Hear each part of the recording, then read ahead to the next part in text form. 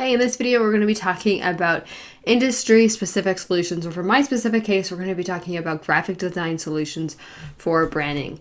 Now, what is the industry-specific page? This is a page dedicated to explaining your reasoning behind what you're doing and how you're going to be doing it. This is how your clients are going to get in your brain, and they're going to be able to see the problems and solutions that you're dealing with and how you're all connecting that together. This is where they really get to see how amazing you are. You can see I give like 1 or 2 examples per design solution so that they can kind of get a visual for what it is that I'm talking about. And in the right hand column, I just pretty much talk about what is that solution and why is that solution important and how are we going to implement that solution in their business. So why is this even important? Kind of already touched on this, but this is the page that kind of proves that you know what you're going to be doing in your industry, and it gives your client the industry specific tools to move their brand forward. They can do it themselves as well, and they understand the reasoning for it all. So let's get into how to find industry-specific solutions. First thing that we're going to do is we're going to identify the problem that needs to be solved. Really simple, right? At this point, you should already know what problems your audience really needs solved. So the second thing that you're going to do is you're going to identify what is the feeling solution that you need to combat that problem. For example, they feel confused with knowing where to go next. So therefore, they're going to be needing a lot of comforting and having a lot of clarity. Third is you're going to search your resources for solutions. What the heck? What resources? You're probably thinking. Here are some resources that you can use. Competitors. I like to use competitors for good and bad things. It's nice to see how they're addressing the same exact clients, or maybe a little bit different of a client that your client is dealing with. Bigger competitors. These are like big brands like Coca-Cola, Adidas, Aesop, Madewell, those kind of brands that you can look for that have already really proven their success as a brand. Another resource that you could use is Pinterest. I love to use Pinterest for visual inspiration, and I will just sometimes scroll through my client's Pinterest page or my own Pinterest page and just have one solution in mind, like looking for things that make me feel confident, looking for things that make me feel confident.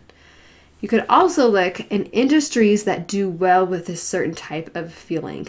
Every industry has their weakness and their strengths.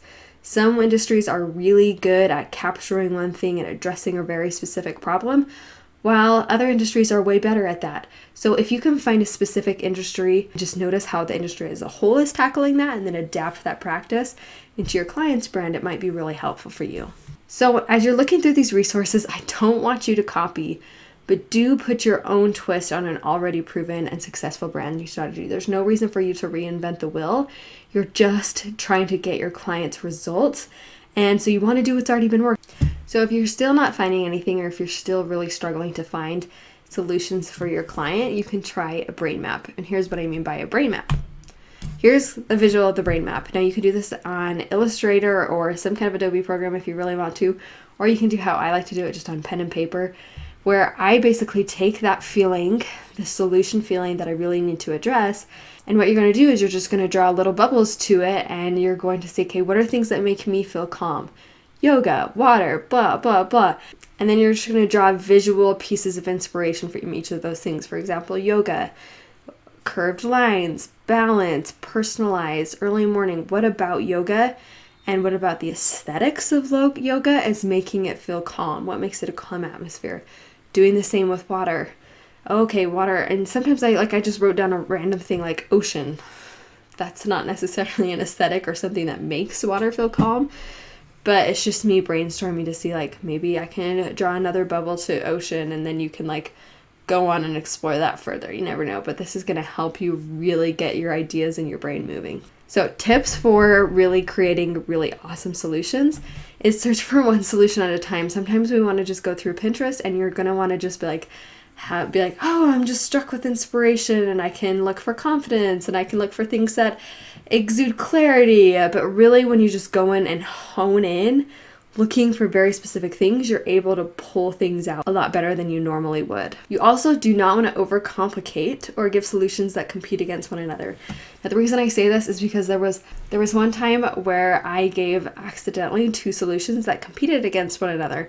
If we were to use those both together, then that made the design feel like really clunky, and it did not they just did not work together. They clashed with each other. So make sure as you're coming up with design solutions and stuff that these are solutions that all make sense. You want to make sure that they tell the story together and they're not clashing, but they're building upon one another. So if you're giving layout solutions, you're a designer, you don't want to give like 10 different layout solutions, right? Because that just gets way too overcomplicated.